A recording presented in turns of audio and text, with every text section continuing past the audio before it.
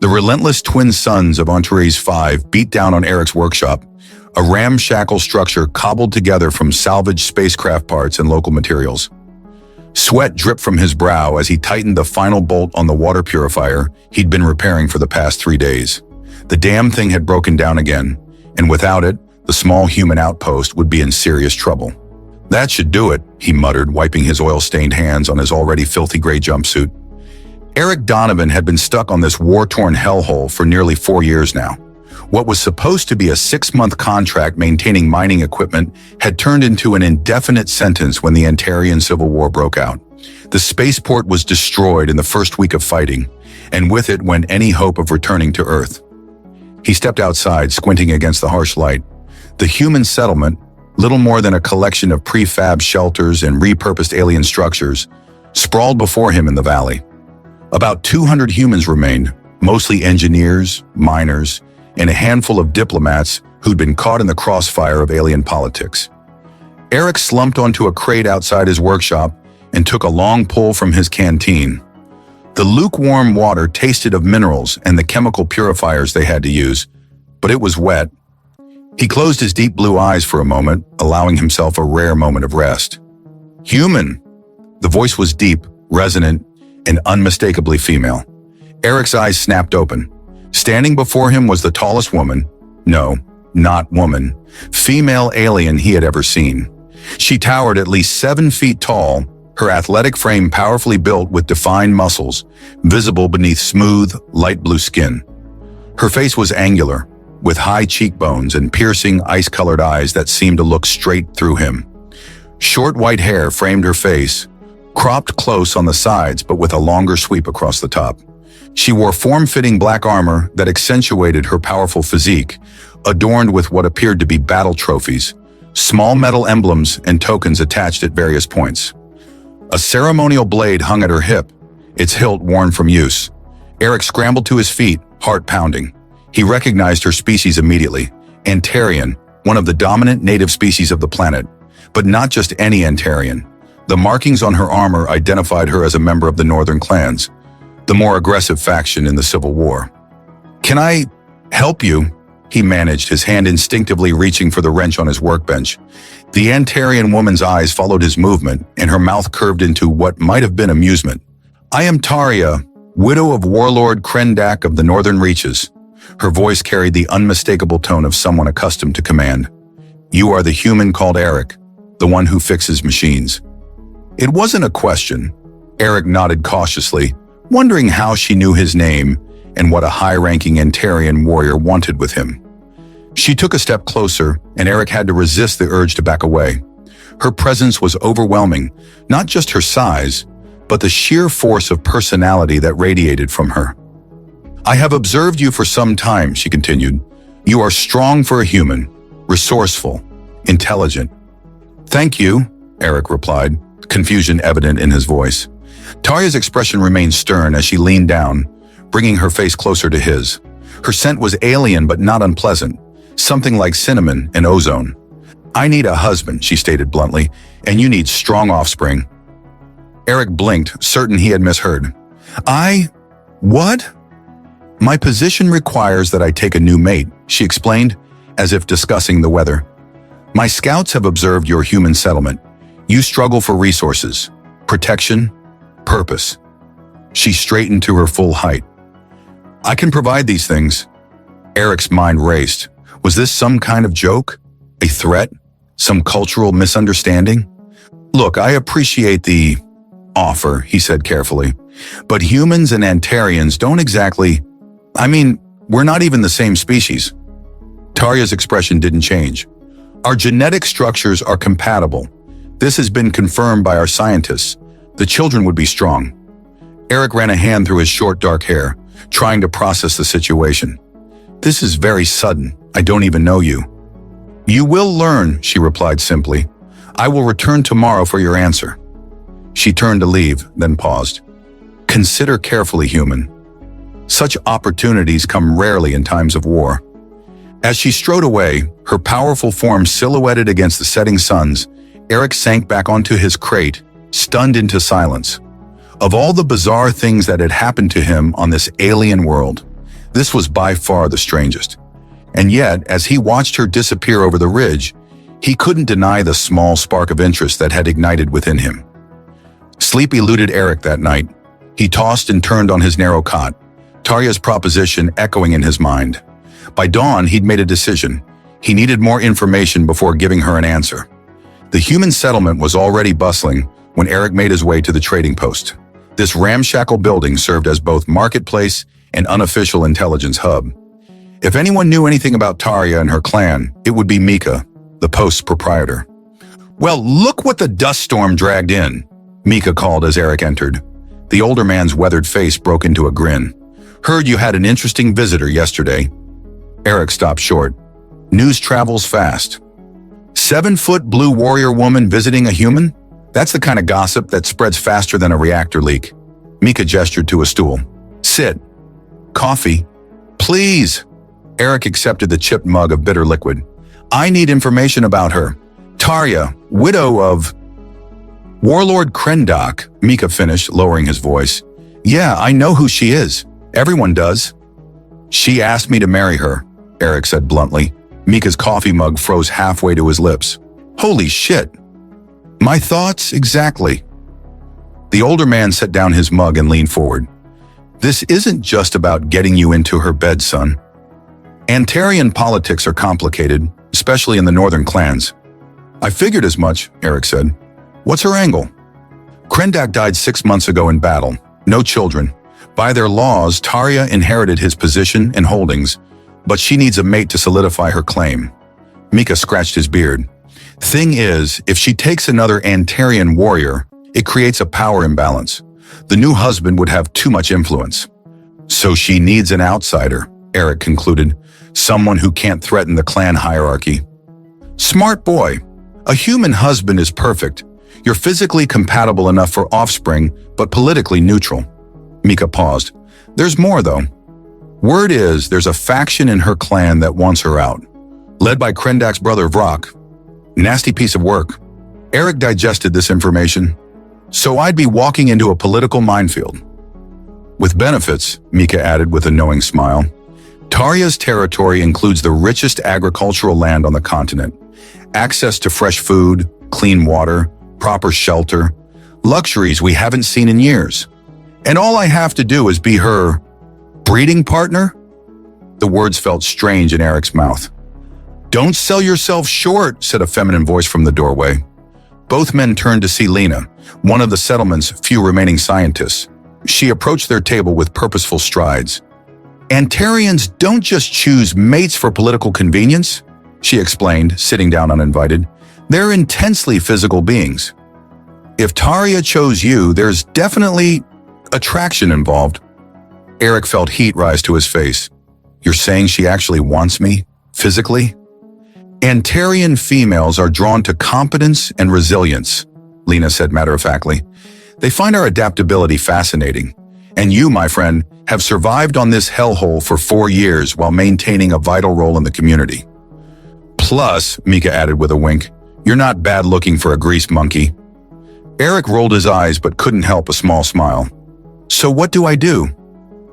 "That depends," Lena said. "Are you attracted to her?" The question caught Eric off guard. He hadn't allowed himself to consider that aspect yet. But now, thinking about Tarya's powerful presence, her ice blue eyes, the commanding way she carried herself, he couldn't deny a primal pull toward her. "I might be," he admitted, "but she's so different. Alien." "Different can be good," Lena said with a knowing smile. "Their physiology is remarkably compatible with ours. Some differences, obviously, but nothing that would prevent satisfaction." Eric's collar suddenly felt too tight. "You seem to know a lot about this." Lena shrugged. "I dated an Antarian male before the war. Trust me, the experience is memorable." Before Eric could process that revelation, the trading post door swung open again. A hush fell over the room as Tarya ducked through the entrance, her imposing frame filling the doorway. Her eyes found Eric immediately. The other humans scattered, leaving a clear path between them. "You seek information about me," she stated, approaching his table. It wasn't a question. "I needed to understand what I'd be getting into," Eric replied, standing to face her. Something like approval flickered in her eyes. Wise. A mate who acts without knowledge is useless. She stepped closer, close enough that Eric could feel the heat radiating from her body. Have you learned what you wish to know? Some, he admitted, but I still have questions. Ask them now. Why me specifically? There are other humans here. Tarya's gaze traveled slowly down his body, then back up to his eyes. The intensity of her appraisal sent a shiver down his spine that wasn't entirely unpleasant. You build. You repair. You create from nothing. Her voice lowered. These are traits I desire in the father of my children. The directness of her statement, combined with her unwavering stare, made Eric's heart race. There was no artifice in her manner, no coyness, just raw, honest desire. And if I say yes, he asked, his voice rougher than he intended, then you will come to my territory. You will be my consort. We will produce offspring.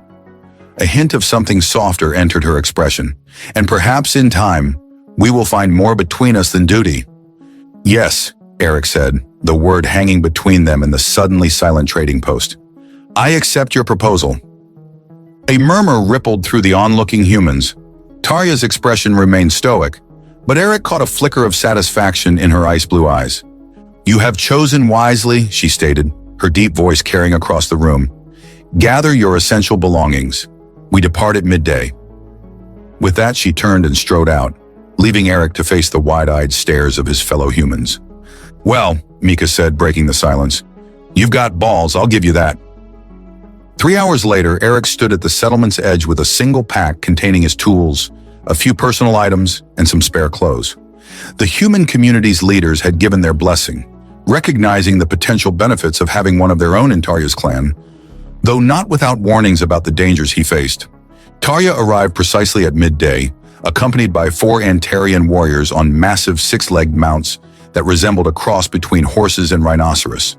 Without ceremony, she extended her hand, pulling Eric up behind her on her mount. Hold tight, she commanded. The journey is not gentle. Eric wrapped his arms around her waist, immediately aware of the firm muscles beneath her armor. Her body radiated heat like a furnace, a trait of Antarian physiology he hadn't expected.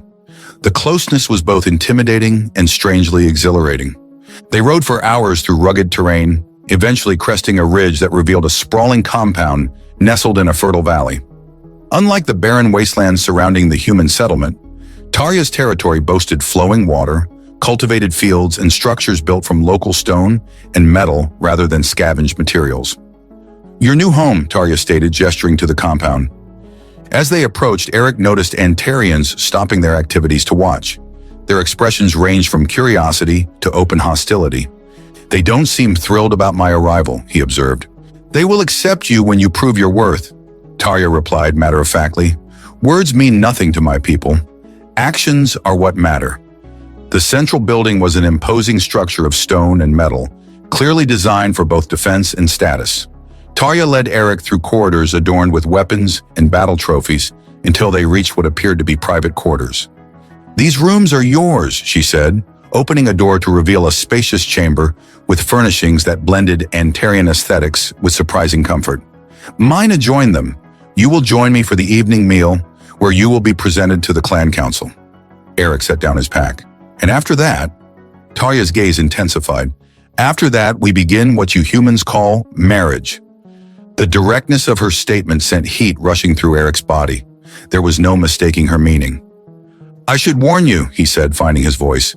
Human mating customs are probably different from what you're used to. A rare smile curved Tarya's lips. I have studied your species. Your techniques interest me. Before Eric could respond to that provocative statement, she continued, Rest now. Bathe if you wish. The council will test you tonight, and you must be alert. After she left, Eric explored his new quarters, finding a bathing chamber with actual running water, a luxury he hadn't experienced in years. He stripped off his dusty clothes and stepped into the stone basin, sighing as warm water washed over him. The evening meal proved to be the trial Tarya had warned about. In a hall filled with Antarian warriors and clan officials, Eric was subjected to intense scrutiny and barely veiled challenges. He faced their questions directly, refusing to show intimidation despite being the only human in a room full of beings who could snap him in half. When asked about his skills, he spoke confidently of his engineering abilities. When questioned about his intentions toward Tarja, he answered honestly that while their arrangement began as mutual benefit, he respected her and hoped to build something meaningful. Throughout the meal, he felt Tarja's eyes on him. Each time he met her gaze, the intensity there made his pulse quicken. After the council members departed, Tarja led Eric back to their quarters in silence.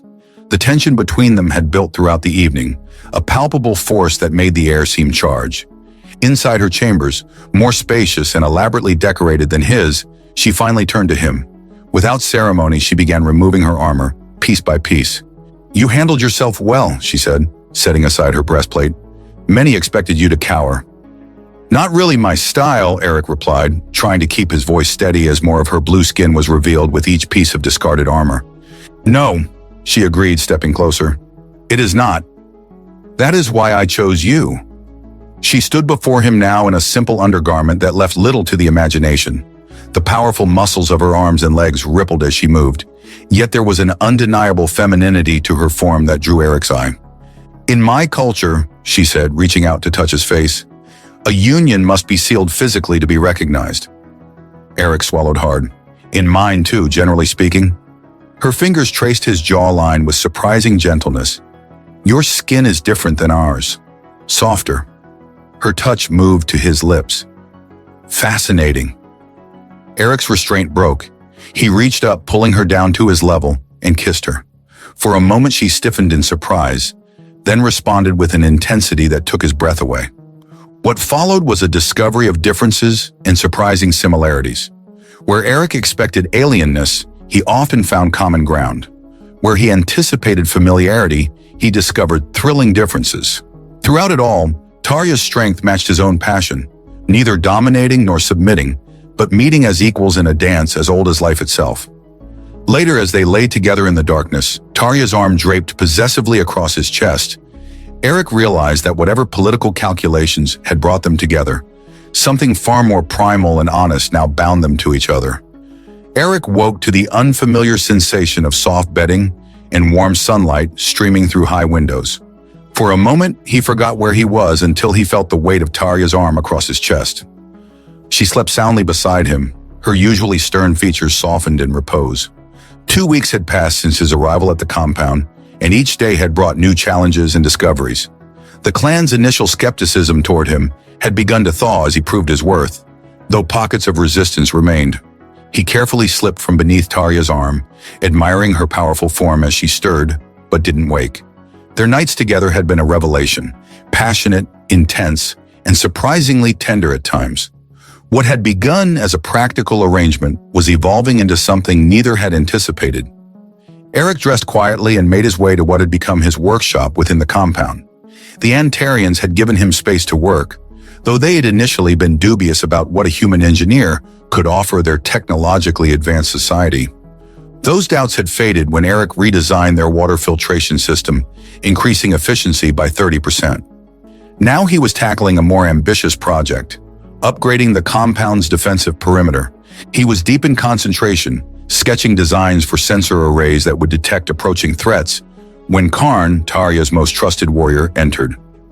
"The human works while others sleep," the massive Antarian observed, his deep voice resonating in the workshop. "Old habits," Eric replied without looking up. He'd learned that showing deference to Antarian warriors only earned their contempt. "What can I do for you, Karn?"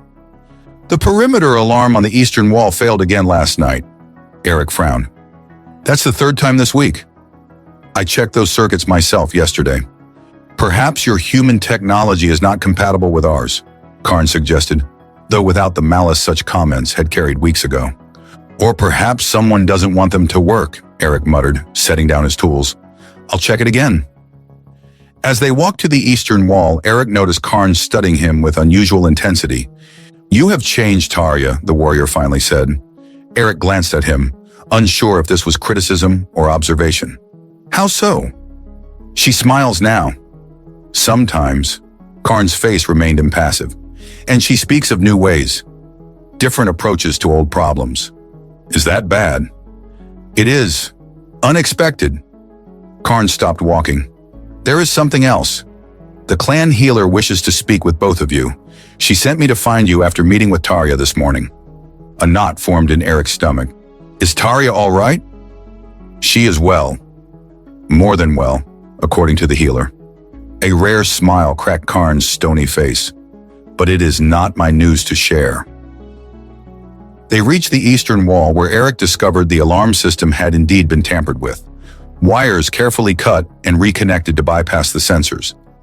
This was deliberate sabotage, not equipment failure. Someone doesn't want us to know if we have visitors from this direction, Eric said, showing Karn the evidence. Any idea who might want to leave us vulnerable? Karn's expression darkened. Vrak has supporters within our walls. This would be their work. Eric repaired the system, adding a modification that would alert him personally if anyone tampered with it again. As they returned to the central compound, they encountered a group of younger Antarians engaged in combat training. Human, called one of them, a warrior named Dren, who had been particularly vocal in his disdain for Eric. Show us how your kind fights, or do you only battle with wires and tools? The challenge hung in the air. Eric knew declining would be seen as weakness, but accepting meant facing an opponent with superior strength and reach. I'll pass today, Eric replied evenly. I have more important matters to attend to. Like warming our leader's bed? Dren sneered. That seems to be your only true skill. Karn stepped forward, but Eric placed a hand on the warrior's arm, a gesture that silenced the onlookers with its familiarity. You know, Eric said conversationally, on Earth we have a saying, work smarter, not harder. He approached a nearby weapons rack and selected a training staff. For instance, why exhaust yourself trying to overpower an opponent when you can use their own strength against them? He tossed the staff to Dren, who caught it reflexively. Attack me. The young Antarian hesitated, then lunged forward with a powerful thrust. Eric sidestepped, caught the staff with one hand, and used Dren's momentum to pull him off balance. A quick sweep of Eric's leg, and the warrior crashed to the ground. That's how humans fight, Eric said, offering Dren a hand up. We adapt. To his surprise, Dren accepted his help and rose, looking at Eric with newfound respect. You must teach me this technique. Tomorrow, Eric promised. For now, I need to find Tarja. He found her in their quarters, standing at the window overlooking the compound. She turned as he entered, and Eric was struck by a subtle change in her demeanor. A softness around her eyes, a new awareness in the way her hand rested protectively over her abdomen. The healer spoke to you, he said, understanding immediately. Tarja nodded. Our union has borne fruit sooner than expected. The healer says I carry a child. Our child. Eric crossed the room in 3 strides and took her hands in his. How is this possible so quickly? I thought. Human and Antarian biology is more compatible than our scientists believed, she explained. The healer says the child is strong, developing rapidly. A rare, genuine smile transformed her face. You have fulfilled your part of our arrangement with impressive efficiency. Eric laughed, then sobered. This changes things. Vrak will see our child as a direct threat to his claim. Yes, Tarja agreed, which is why we must strengthen our position before the news spreads. She squeezed his hands. The clan council meets tomorrow. I want you there, not as my consort, but as my equal. Your equal? Eric raised an eyebrow. That's not how Antarian tradition works, is it? Perhaps it is time for new traditions, Tarja said. Your human ways have shown me alternatives to our rigid customs. Together, we can lead the clan into a future stronger than our past. As she spoke, Eric realized how much had changed between them in such a short time. What had begun as a transaction, I need a husband, and you need strong offspring, had evolved into a partnership neither had anticipated. And now with a child on the way, and enemies moving against them, that partnership would face its greatest test. The clan council chamber was an imposing circular room carved from the native stone of Antares 5, its high ceiling supported by massive columns inscribed with the history of Tarja's people. 12 seats arranged in a semicircle faced the warlord's throne, where Tarja now sat, her posture regal despite the tension that filled the air. Eric stood at her right hand, dressed in a modified version of Antarian formal attire that accommodated his smaller frame while still marking him as a person of importance. The council members' expressions ranged from curiosity to barely concealed hostility as they took their places. "This council is called to order," announced Merrick, the eldest member and traditional keeper of clan law. "Tarja, widow of Krendok and leader of the Northern Reach, has summoned us to address matters of succession and security." Tarja rose, her commanding presence drawing all eyes. "Counselors, I bring news that will shape our clan's future.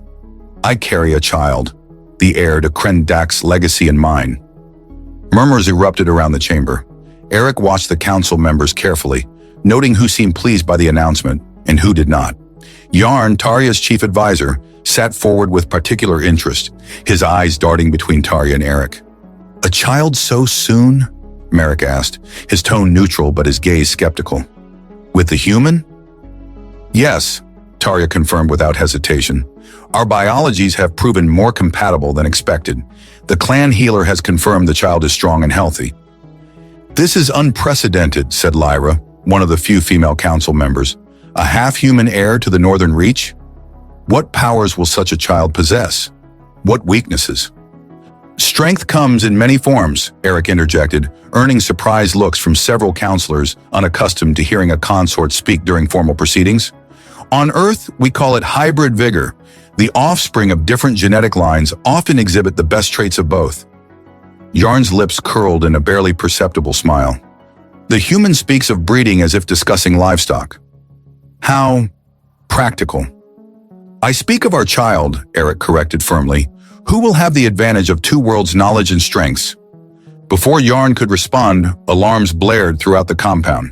The council members rose in confusion as Karn burst into the chamber. "We are under attack," he shouted. "The Eastern Clan has breached the outer perimeter." Chaos erupted as counselors reached for weapons, and guards rushed to defensive positions. Tarja immediately took command, issuing orders with the practiced efficiency of a born leader. "Eric," she called, "activate your new defense systems. Karn, organize the warriors at the main gate.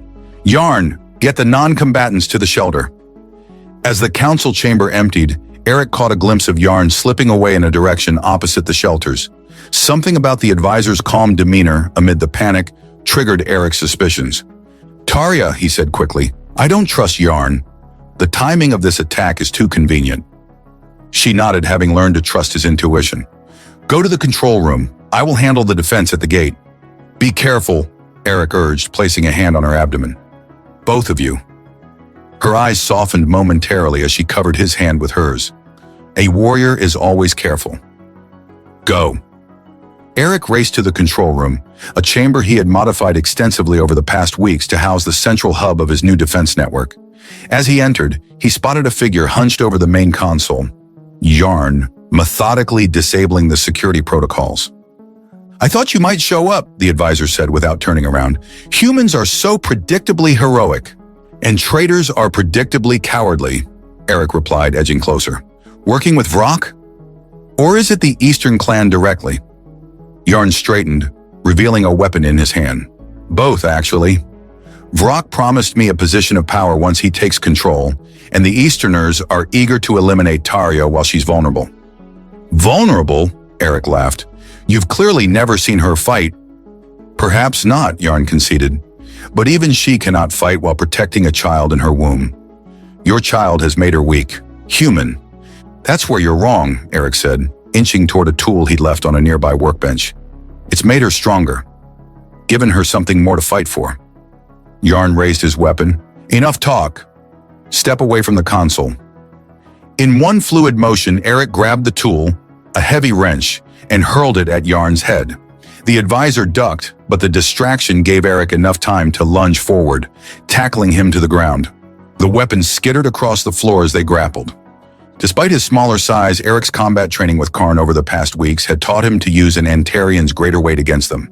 He twisted, using Yarn's momentum to flip him over, then delivered a sharp blow to the nerve cluster at the base of the alien's neck, a vulnerability Karn had specifically pointed out. Yarn went limp, temporarily paralyzed. Eric quickly bound him with cable ties, then turned to the console. The damage was extensive but not irreparable. His fingers flew over the controls, bypassing damaged systems and rerouting power to the defensive grid. Outside, the sounds of battle intensified. Eric activated the compound's communication system. "Tarja, can you hear me?" "I hear you," came her strained reply, the background filled with the clash of weapons and shouts of combat. "Yarn sabotaged the defenses. He's working with Vrock and the Eastern Clan. I've got him secured and I'm bringing the systems back online now." "Hurry," she urged. "We are outnumbered."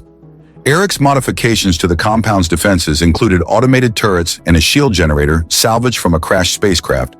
As he brought each system online, the tide of battle began to turn. The Eastern Clan warriors, expecting easy entry through the sabotaged defenses, instead found themselves facing unexpected resistance. When the last system came online, Eric raced to join the battle, grabbing a weapon from the security locker.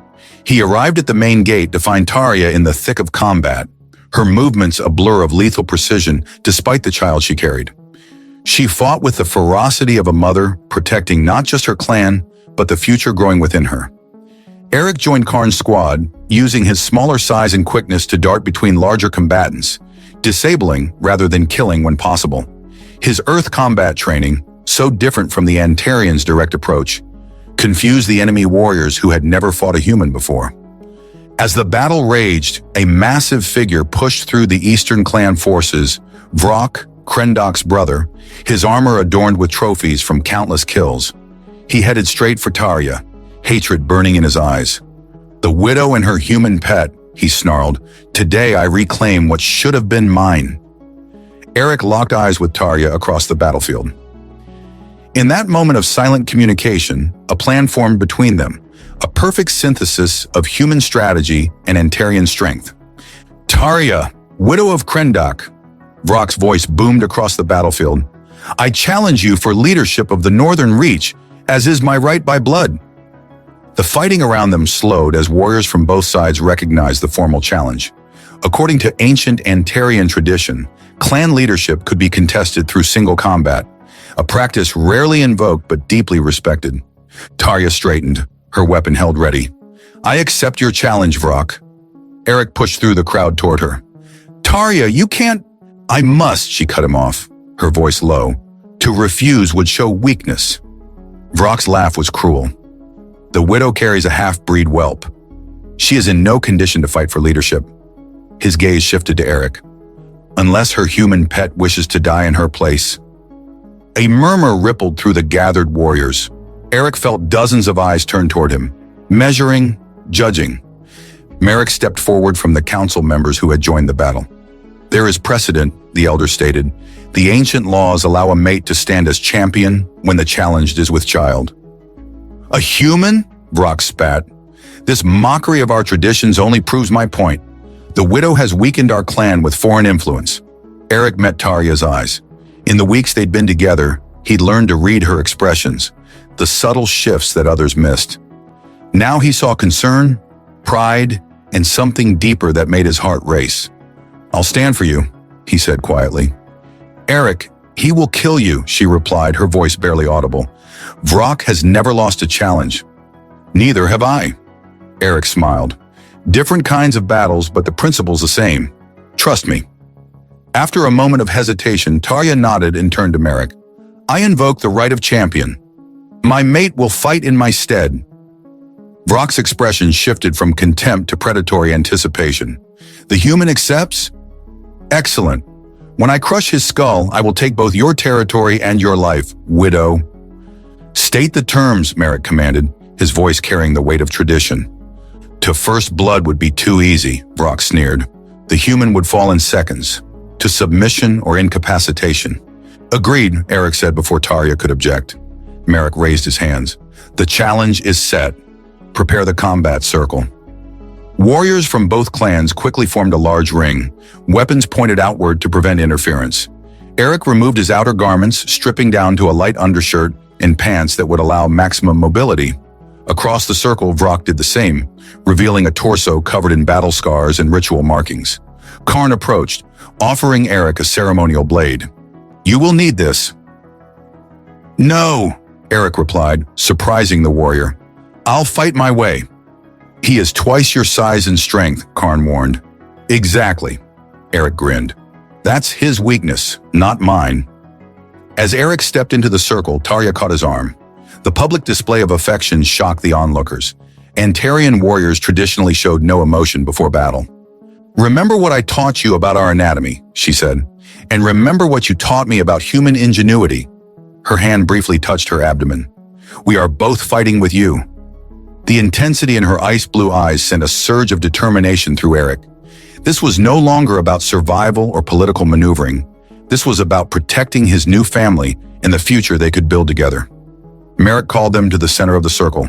"The challenge will commence on my signal. May the strongest lead." Vrock towered over Eric, nearly 8 feet of muscle and aggression. "Any last words, human?" "Just one piece of advice," Eric replied calmly. "Don't underestimate what you don't understand." Merrick dropped his hand, and Vrock lunged immediately, a roar tearing from his throat as he attempted to end the fight with a single crushing blow. Eric sidestepped with the fluid grace he'd developed during weeks of training with Karn, allowing the massive Antarian's momentum to carry him past. The crowd murmured in surprise. They had expected the human to be immediately overwhelmed. Vrock recovered quickly, turning with unexpected speed for his size. "Lucky dodge," he snarled, circling more cautiously now. "Not luck," Eric replied, maintaining his distance. "Physics." This time when Vrock attacked, Eric didn't dodge completely. Instead, he redirected the force of the blow, using techniques he learned from Earth martial arts combined with Karn's lessons on Antarian fighting styles. The result sent Vrock stumbling, off balance but unhurt. For several minutes, they continued this dance, Vrock attacking with increasing frustration while Eric evaded and redirected, never striking directly but gradually wearing down his larger opponent. The watching warriors began to understand the human strategy. He couldn't match Vrock's strength, so he was using it against him. "Fight me properly, coward," Vrock bellowed after another failed assault left him panting. "I am," Eric replied calmly, "just not by your rules." Fury overtook Vrock's tactical sense. He charged recklessly, arms outstretched to grab the human. Eric waited until the last possible moment before dropping to the ground and rolling between Vrock's legs. As he came up behind the Antarian, he struck precisely at the nerve cluster at the base of the spine, the same point he'd used to incapacitate Yarn. Vrock's legs buckled, but his momentum carried him forward into the edge of the circle where he collided with several warriors. In the confusion, something clattered to the ground, a small device that Eric immediately recognized as a remote detonator. "Check the compound," Eric shouted. "He's planted explosives." Karn and several warriors rushed to search as Vrock struggled to regain his footing, the temporary paralysis already wearing off. His face contorted with hatred as he realized his backup plan had been discovered. "You think you've won?" he snarled at Eric. "Even if you defeat me, the clan will never truly accept a human or his half-breed offspring." Eric circled warily. "That's where you're wrong, Vrock. They've already started to, not because I demanded it, but because I earned it. One day at a time, one challenge at a time." Vrock lunged again, but his movements were slower now, his legendary stamina finally flagging. Eric met this attack differently, stepping into Vrock's reach rather than away from it. Using the Antarian's own momentum, he executed a perfect throw that sent Vrock crashing to the ground with Eric on top, his forearm pressed against Vrock's windpipe. "Yield," Eric commanded. "Never," Vrock gasped, struggling against the hold. Eric increased the pressure just enough to demonstrate his control without causing permanent damage. "I don't want to kill you, Vrock. That's the difference between us. I'm fighting for something, not against someone." For a moment it seemed Vrock might continue resisting. Then with a growl of defeat, he slapped his hand against the ground, the Antarian signal of submission. The circle erupted in shouts as Eric released his hold and stood. Tarja pushed through the warriors, her face alight with fierce pride. Without hesitation, she pulled Eric into an embrace that lifted him off his feet, then kissed him deeply before the entire clan. Another break with tradition that left the onlookers stunned. "My champion," she said as she set him down, her voice carrying across the suddenly silent gathering. "My mate." Merrick stepped forward. "The challenge is decided. Eric of Earth has stood as champion for Tarja, leader of the Northern Reach, and prevailed. By our most ancient laws, her position is secured, and her chosen mate recognized." As the clan warriors knelt in formal acknowledgement, Karn returned with several others. "We found explosive devices throughout the compound," he reported. "All have been disabled." Tarya's expression hardened as she turned to Vrock, who was being held by two warriors. Assassination and sabotage. You dishonor our clan and our ancestors. What will you do with him? Eric asked quietly. Tarya considered for a moment. Traditional punishment would be execution. She looked at Eric. But perhaps there is wisdom in your human ways. What would your people do? Exile, Eric suggested. Let him live with his failure, far from the clan and its resources. Tarya nodded slowly. So be it. Vrock is banished from the Northern Reach, stripped of rank and name. If he returns, his life is forfeit. As Vrock was led away, the Eastern clan warriors, seeing their ally defeated and their surprise attack thwarted, began a strategic retreat. The battle was over, at least for now. That night, as Eric and Tarya lay together in their chambers, her hand traced the bruises forming on his body from the combat. You fought well today, she murmured. Not as an Antarian would fight, but as only a human could. I had something worth fighting for, Eric replied, his hand coming to rest on the slight swell of her abdomen, where their child grew. Something I never expected to find on this planet. Tarya's usually stern features softened in the dim light. When I first came to your settlement and said I needed a husband and you needed strong offspring, I spoke only of practical matters. Her voice lowered to a whisper. I did not expect this? This? Eric prompted, though he knew what she meant. This feeling, she admitted. This connection. Eric smiled, pulling her closer. On Earth, we have a word for it. Tell me, she demanded softly. Love, he said simply. We call it love. 6 months after Vrock's defeat, the Northern Reach compound bustled with unusual activity. Warriors and clan members hurried through the corridors, carrying ceremonial items and speaking in excited tones. In the central courtyard, a delegation from the human settlement was arriving, led by Mika and Lena, bearing gifts and supplies. Inside the clan leader's quarters, Eric paced nervously outside the birthing chamber. Antarian tradition forbade males from the birthing process until the child's first cry had been heard. A custom Eric had reluctantly agreed to honor, despite his human instinct to be at Tarya's side. Karn watched his friend's anxious movements with amusement. You humans are strange creatures. Our males typically spend birthing time in combat practice to honor the strength needed to bring forth life.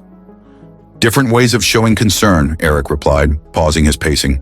On Earth, fathers often stay with the mother during childbirth. Truly?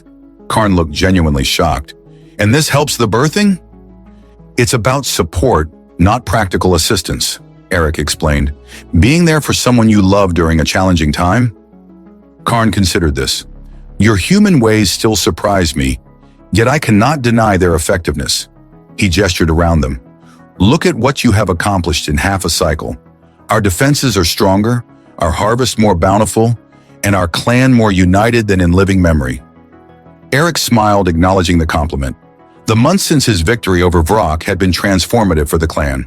His engineering innovations had improved everything from irrigation systems to defensive capabilities, while Tarya's leadership had grown more inclusive, incorporating human concepts of cooperation alongside traditional Antarian strength. Their relationship had deepened as well. What began as a pragmatic arrangement had blossomed into genuine partnership. Their nights together had become not just physical satisfaction, but a communion of souls. Moments of vulnerability and tenderness that neither had expected to find in the other. A sudden, powerful cry echoed from the birthing chamber, not Tarya's voice, but the unmistakable wail of a newborn. Eric froze, his heart pounding as the doors swung open. The clan healer emerged, her usually stern face split with a rare smile. Enter, human. Meet your son. Eric rushed inside to find Tarya propped up on a ceremonial birthing couch, looking exhausted but triumphant. In her arms was a small bundle with a shock of dark hair visible at one end. Eric, she said softly as he approached, come meet your son. He knelt beside her, overwhelmed as she turned the bundle toward him. The child's skin was a pale blue, lighter than Tarya's, but definitely Antarian in hue. His features were a perfect blend of both parents. Tarya's high cheekbones and Eric's nose, tiny pointed ears that split the difference between human roundness and Antarian elongation. But most striking were his eyes, deep blue like Eric's, but with the iridescent quality of Tarya's people. He's perfect, Eric whispered, gently touching the child's cheek. Strong, Tarja agreed, her voice filled with pride. The healer says his hybrid nature gives him advantages. His heart is more efficient than either of our species, and his muscle density suggests he will have both Antarian strength and human dexterity. Eric laughed softly. Already analyzing his tactical advantages? He's barely an hour old. He is the future, Tarja replied seriously. The first of his kind, a bridge between our worlds. What shall we name him? Eric asked, carefully taking the child as Tarja offered him. In my culture, the father names sons, she said, but perhaps we should honor both traditions. Eric thought for a moment. On Earth, children often carry family names. My father was David. Tarja considered this. A strong name, but not Antarian enough for the clan to accept. Her brow furrowed in thought. What of Krentok? It honors my late husband's lineage while creating something new. Krentok David, Eric tested the name, looking down at his son. A name from both worlds for a child of both worlds. The baby opened his eyes fully then, seeming to focus on his father with an awareness that startled Eric. In that moment, he felt the weight of what they had created, not just a child, but a new beginning. Later that day, in accordance with Antarian tradition, Tarja and Eric presented Krentok to the clan in a formal ceremony. The Great Hall was filled not only with clan members, but also with humans from the settlement, marking the first time such an integration had occurred. Merrick, as eldest council member, performed the traditional blessing, but with modifications that acknowledge the child's unique heritage. Today we welcome Krentok David, son of Tarja and Eric, heir to the Northern Reach and ambassador of two worlds. As Merrick held the child up for all to see, a cheer rose from both Antarians and humans alike. Eric stood beside Tarja, his hand clasped in hers, marveling at how far they had come from that first meeting outside his workshop. I told you that you needed strong offspring, Tarja murmured to him, a rare teasing note in her voice. And I needed a husband, Eric completed, smiling up at her. Seems we were both right. The celebration continued long into the night, with unprecedented mingling between humans and Antarians. Eric watched as Mika taught a group of warriors a traditional earth dance, while Lena engaged in animated discussion with the clan healer about the medical implications of successful human Antarian reproduction. As the festivities wound down, Eric found Tarja on the balcony overlooking the compound, their son sleeping peacefully in her arms. What are you thinking? He asked, joining her at the railing. About the future, she replied. Our son will not be the last of his kind. Already 3 other human Antarian pairings have formed since our union became known. Eric nodded. The beginning of something new. Yes, Tarja agreed, but it would not have happened without you, without your human adaptability and courage. She turned to face him fully. When I came to your settlement that day, I sought only a practical solution to a political problem. I found instead a new path forward for our entire world. Eric smiled, remembering how commanding she had looked, how absurd her proposition had seemed. I need a husband, and you need strong offspring, she had declared, as if it were the simplest thing in the world. We've come a long way from that day, he said, wrapping an arm around her waist. Yes, she agreed, leaning into him despite her greater height. But the journey has only begun. As they stood together under the alien stars, their son nestled between them. Eric knew she was right. What had started as a transaction had become a transformation, not just for them, but for 2 species who might never have discovered how perfectly they could complement each other. And it had all begun with a proposition as direct and uncompromising as the remarkable woman who had made it.